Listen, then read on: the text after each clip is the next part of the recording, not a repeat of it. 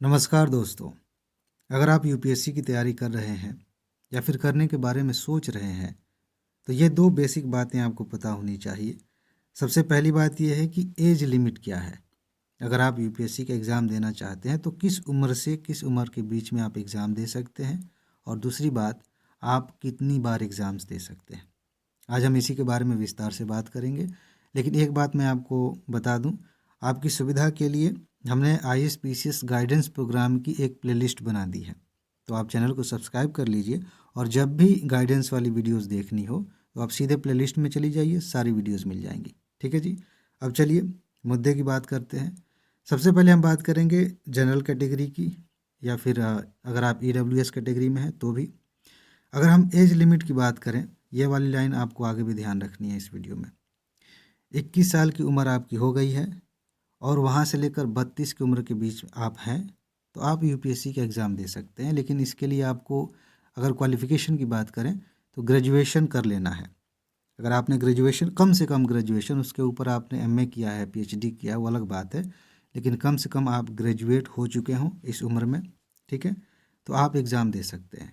लेकिन इसमें भी कुछ लोग कंफ्यूज हो जाते हैं कि हम कब का गिने, मतलब किस तारीख तक 21 वर्ष के हो जाने चाहिए या फिर 32 साल से ज़्यादा नहीं होने चाहिए।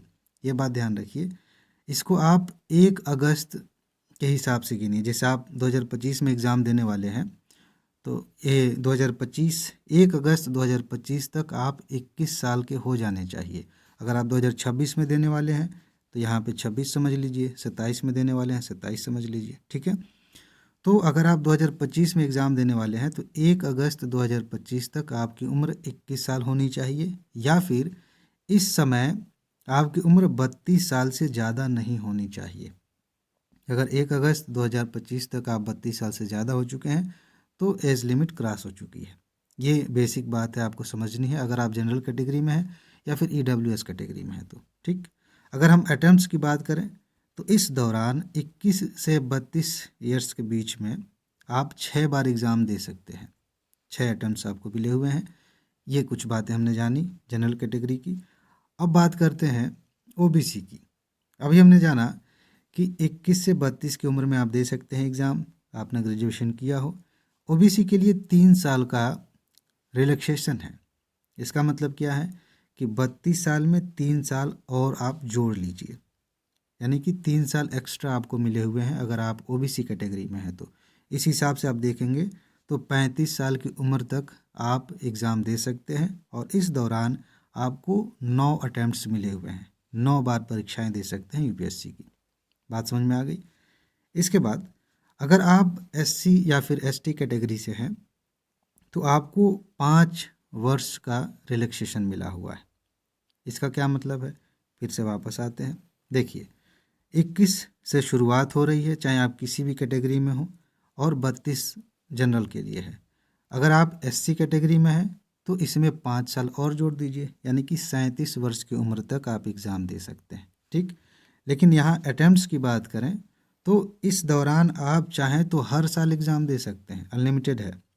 यानी कि 21 साल की उम्र से आपने एग्ज़ाम देना शुरू किया और नहीं निकल रहा है, मान लेते हैं, हालांकि ऐसा होना नहीं चाहिए, आपका आराम से हो जाएगा, लेकिन फिर भी अगर नहीं निकलता है तो भी आप जितना मैक्सिमम है 37 साल की उम्र तक आप एग्ज़ाम दे सकते हैं। ये रिलैक्सेशन है, ये बात ध्यान रखनी है।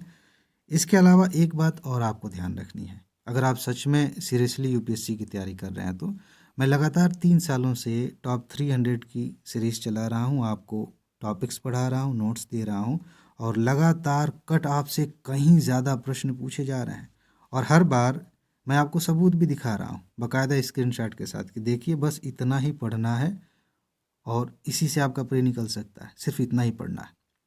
उसके लिए आपको क्या करना है, सिंपल सी चीज़ है, चैनल को सब्सक्राइब कर लीजिए, सीरीज़ आ रही है देखते रहिए, और जल्दी तैयार करना है। कम समय में आप तैयार करना चाहते हैं, बार बार रिवाइज करना चाहते हैं तो आप इसकी नोट ले सकते हैं।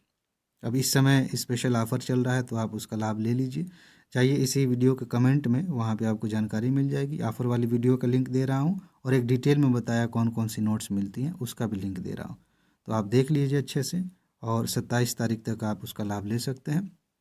तो बस इसमें इतना ही बताना था। अपना ख्याल रखिए। खुश रहिए, मस्त रहिए, मुस्कुराते रहिए, जल्दी से सफल होइए और ज़िंदगी को एंजॉय कीजिए। आगे मिलते हैं। नमस्कार।